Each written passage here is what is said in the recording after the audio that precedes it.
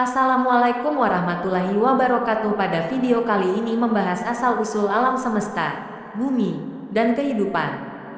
Sebelum menonton, membantu mendukung channel kami, aktifkan lonceng subscriber dan like, bagikan channel kami berkembang dan semangat membuat video terbaru. Selamat menonton asal-usul alam semesta, bumi, dan kehidupan.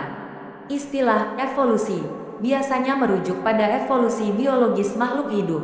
Namun, proses pembentukan dan perubahan planet, bintang, galaksi, dan alam semesta dari waktu ke waktu juga merupakan jenis evolusi. Dalam semua kasus ini terjadi perubahan dari waktu ke waktu, meskipun proses yang terlibat sangat berbeda. Pada akhir tahun 1920-an, astronom Amerika Edwin Hubble membuat penemuan yang sangat menarik dan penting.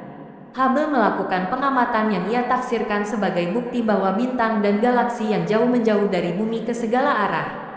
Lebih jauh lagi, kecepatan menjauh meningkat sebanding dengan jarak. Sebuah penemuan yang telah dikonfirmasi oleh banyak pengukuran berulang sejak zaman Hubble. Implikasi dari temuan ini adalah bahwa alam semesta sedang mengembang. Hipotesis Hubble tentang alam semesta yang mengembang mengarah pada beberapa kesimpulan. Salah satunya adalah bahwa alam semesta lebih padat pada waktu sebelumnya. Dari kesimpulan ini muncullah anggapan bahwa semua materi dan energi yang saat ini diamati di alam semesta awalnya terkondensasi dalam masa yang sangat kecil dan sangat panas. Sebuah ledakan besar, yang dikenal sebagai Big Bang, kemudian menyebabkan materi dan energi mengembang ke segala arah. Hipotesis Big Bang ini mengarah pada kesimpulan yang lebih mudah diuji. Salah satu kesimpulan tersebut adalah bahwa suhu di ruang angkasa saat ini seharusnya beberapa derajat di atas nol mutlak. Pengamatan menunjukkan bahwa kesimpulan ini benar. Bahkan, satelit Cosmic Microwave Background Explorer (COBE) yang diluncurkan pada tahun 1991 mengkonfirmasi bahwa medan radiasi latar belakang memiliki spektrum yang persis seperti yang diprediksi oleh asal-usul alam semesta Big Bang. Menurut pemahaman ilmiah saat ini, seiring dengan perluasan alam semesta, materi berkumpul menjadi awan yang mulai mengembun dan berputar, membentuk cikal bakal galaksi. Di dalam galaksi, termasuk galaksi Bima Sakti kita sendiri, perubahan tekanan menyebabkan gas dan debu membentuk awan yang berbeda. Di beberapa awan ini, di mana terdapat massa yang cukup dan gaya yang tepat, daya tarik gravitasi menyebabkan awan tersebut runtuh. Jika massa materi dalam awan tersebut cukup terkompresi, reaksi nuklir dimulai dan sebuah bintang lahir. Sebagian bintang, termasuk matahari kita, terbentuk di tengah cakram material pipih yang berputar. Dalam kasus matahari kita, gas dan debu di dalam cakram ini bertabrakan dan menggumpal menjadi butiran kecil. Dan butiran tersebut membentuk benda-benda yang lebih besar yang disebut planetesimal, planet yang sangat kecil, beberapa di antaranya mencapai diameter beberapa ratus kilometer.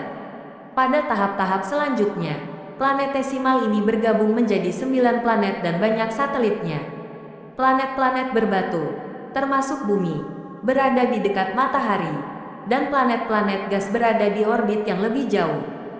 Usia alam semesta, galaksi kita, tata surya, dan bumi dapat diperkirakan menggunakan metode ilmiah modern.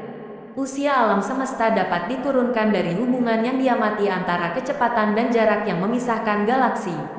Kecepatan galaksi yang jauh dapat diukur dengan sangat akurat, tetapi pengukuran jarak lebih tidak pasti. Selama beberapa dekade terakhir, pengukuran ekspansi Hubble telah menghasilkan perkiraan usia alam semesta antara 7 miliar dan 20 miliar tahun. Dengan pengukuran terbaru dan terbaik berada dalam kisaran 10 miliar hingga 15 miliar tahun. Usia galaksi Bima Sakti telah dihitung dengan dua cara. Salah satunya melibatkan studi tahapan evolusi yang diamati dari bintang-bintang dengan ukuran berbeda di gugus bola.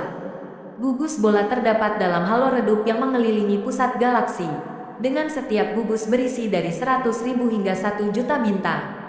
Jumlah unsur yang lebih berat dari hidrogen dan helium yang sangat rendah dalam bintang-bintang ini menunjukkan bahwa mereka pasti terbentuk di awal sejarah galaksi, sebelum sejumlah besar unsur berat tercipta di dalam generasi awal bintang dan kemudian didistribusikan ke medium antar bintang melalui ledakan supernova. Big Bang sendiri terutama menciptakan atom hidrogen dan helium.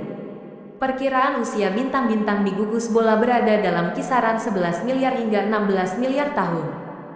Metode kedua untuk memperkirakan usia galaksi kita didasarkan pada kelimpahan beberapa unsur radioaktif berumur panjang di tata surya saat ini. Kelimpahan unsur-unsur tersebut ditentukan oleh laju produksi dan distribusinya melalui ledakan supernova. Menurut perhitungan ini, usia galaksi kita berkisar antara 9 miliar hingga 16 miliar tahun.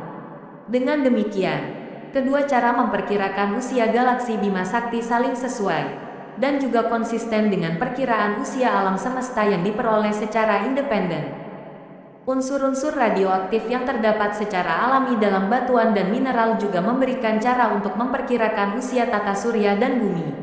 Beberapa unsur ini meluruh dengan waktu paruh antara 700 juta dan lebih dari 100 miliar tahun. Waktu paruh suatu unsur adalah waktu yang dibutuhkan agar setengah dari unsur tersebut meluruh secara radioaktif menjadi unsur lain. Dengan menggunakan penentu waktu ini, diperkirakan bahwa meteorit, yang merupakan fragmen asteroid, terbentuk antara 4,53 miliar dan 4,58 miliar tahun yang lalu. Asteroid adalah planetoid kecil yang berputar mengelilingi matahari dan merupakan sisa-sisa nebula surya yang melahirkan matahari dan planet-planet. Penentu waktu radioaktif yang sama yang diterapkan pada 3 sampel bulan tertua yang dibawa kembali ke bumi oleh para astronot Apollo menghasilkan usia antara 4,4 miliar dan 4,5 miliar tahun, memberikan perkiraan minimum untuk waktu sejak pembentukan bulan. Batuan tertua yang diketahui di bumi terdapat di Kanada bagian barat laut 3,96 miliar tahun, tetapi batuan yang telah dipelajari dengan baik dan hampir setua itu juga ditemukan di bagian lain dunia. Di Australia Barat, kristal zirkon yang terbungkus dalam batuan yang lebih muda memiliki usia hingga 4,3 miliar tahun, menjadikan kristal-kristal kecil ini sebagai material tertua yang sejauh ini ditemukan di bumi. Perkiraan terbaik tentang usia bumi diperoleh dengan menghitung waktu yang dibutuhkan untuk perkembangan isotop timbal yang diamati dalam biji timbal tertua di bumi. Perkiraan ini menghasilkan 4,54 miliar tahun sebagai usia bumi dan meteorit, dan karenanya juga usia tata surya. Asal-usul kehidupan tidak dapat ditentukan secara tepat, tetapi ada bukti bahwa organisme mirip bakteri hidup di bumi 3,5 miliar tahun yang lalu. Dan mungkin telah ada bahkan lebih awal, ketika kerak padat pertama terbentuk, hampir 4 miliar tahun yang lalu. Organisme awal ini pasti lebih sederhana daripada organisme yang hidup saat ini. Lebih jauh lagi, sebelum organisme paling awal, pasti ada struktur yang tidak dapat disebut hidup, tetapi sekarang menjadi komponen makhluk hidup. Saat ini, semua organisme hidup menyimpan dan mengirimkan informasi genetik menggunakan 2 jenis molekul, DNA dan RNA. Masing-masing molekul ini pada gilirannya terdiri dari 4 jenis subunit yang dikenal sebagai nukleotida. Urutan nukleotida dalam panjang DNA atau RNA tertentu, yang dikenal sebagai gen, mengarahkan pembentukan molekul yang dikenal sebagai protein, yang pada gilirannya mengkatalisis reaksi biokimia, menyediakan komponen struktural untuk organisme, dan melakukan banyak fungsi lain yang bergantung pada kehidupan. Protein terdiri dari rantai subunit yang dikenal sebagai asam amino. Oleh karena itu, urutan nukleotida dalam DNA dan RNA menentukan urutan asam amino dalam protein. Ini adalah mekanisme sentral dalam semua bidang biologi. Eksperimen yang dilakukan dalam kondisi yang dirancang untuk menyerupai kondisi di bumi purba telah menghasilkan beberapa komponen kimia protein, DNA, dan RNA. Beberapa molekul ini juga telah terdeteksi dalam meteorit dari luar angkasa dan di ruang antar bintang oleh para astronom menggunakan teleskop radio. Para ilmuwan telah menyimpulkan bahwa blok pembangun kehidupan mungkin telah tersedia sejak awal sejarah bumi. Sebuah jalan penelitian baru yang penting telah terbuka dengan penemuan bahwa molekul-molekul tertentu yang terbuat dari RNA, yang disebut ribozim, dapat bertindak sebagai katalis dalam sel modern. Sebelumnya, diperkirakan bahwa hanya protein yang dapat berfungsi sebagai katalis yang dibutuhkan untuk menjalankan fungsi biokimia tertentu. Penjelasan tersebut dianggap tidak dapat diubah, dan bukti hanya dicari untuk mendukung kesimpulan tertentu dengan cara apapun yang memungkinkan. Oke, itu dari asal-usul alam semesta, bumi, dan kehidupan. Terima kasih sudah menonton, semoga menambah ilmu pendidikan. Sampai jumpa di video terbaru dari channel kami. Assalamualaikum warahmatullahi wabarakatuh.